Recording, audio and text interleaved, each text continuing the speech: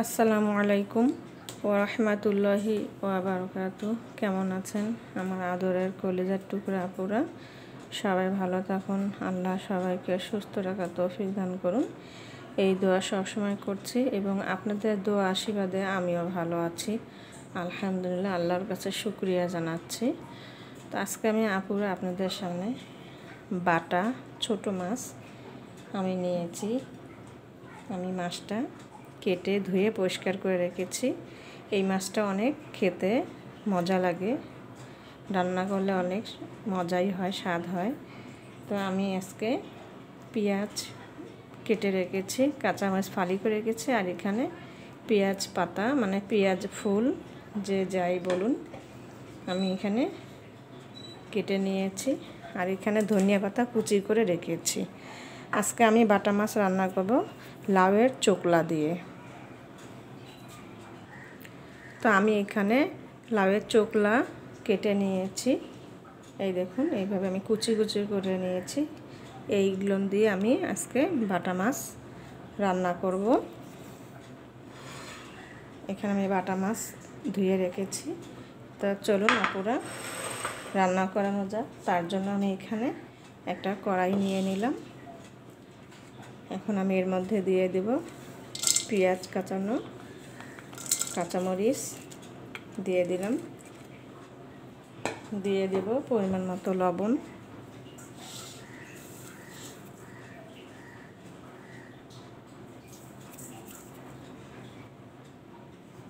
লবণ দিয়ে দিলাম। এখন দিয়ে দেব গুঁড়ো হলুদ,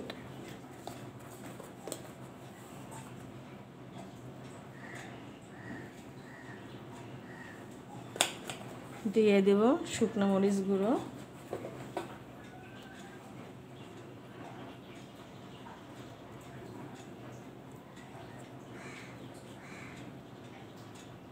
একটু ঝাল বেশি করে দিয়ে দিচ্ছি। মাছ ভাজিতে একটু ঝাল একটু লবণ ঠিক মতো না হলে খেতে ভালো লাগে না।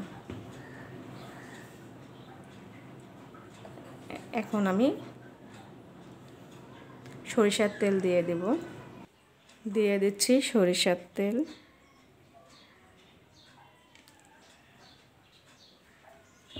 এখন আমি মেখে নেব।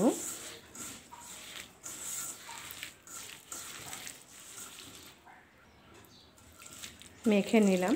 এখন আমি এখানে লাউয়ের চোকলাগুলো দিয়ে দিব।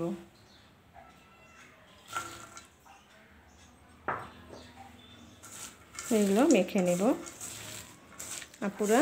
একদম কচি লাউয়ের চোকলা দিয়ে ছোট মাছ আমি যেইভাবে দেখাচ্ছি ভিডিওতে ঠিক এইভাবে আপনারা রান্না করে খেয়ে দেখুন। আশা করছি আল্লাহর রহমতে ভালো লাগবে খেতে।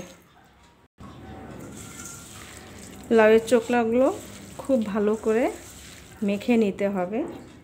যত ভালো করে মেখে নেবেন ততই খেতে মজা হবে তরকারিটা। মাখানো হয়ে গেল। এখন এখানে আমি মাছগুলো দিয়ে দিব,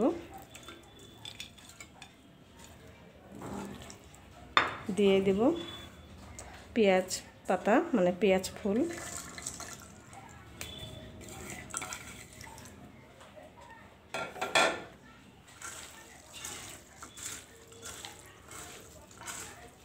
এখন আমি মেখে নিচ্ছি।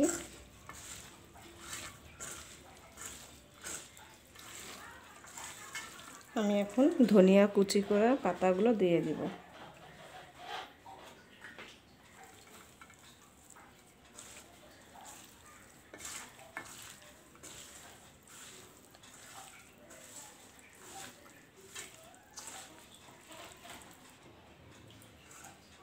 মাখানো হয়ে গেছে। এখন আমি পানি দিয়ে দিচ্ছি। একটু পানিটা বেশি লাগবে যেহেতু লাউয়ের চোকলা দিয়েছি, সিদ্ধ হতে হবে। পানিটা দিয়ে দিলাম। এখন আমি চুলাতে বসিয়ে দিব। চুলাতে বসিয়ে দিলাম। এখন আমি ঢেকে দিব।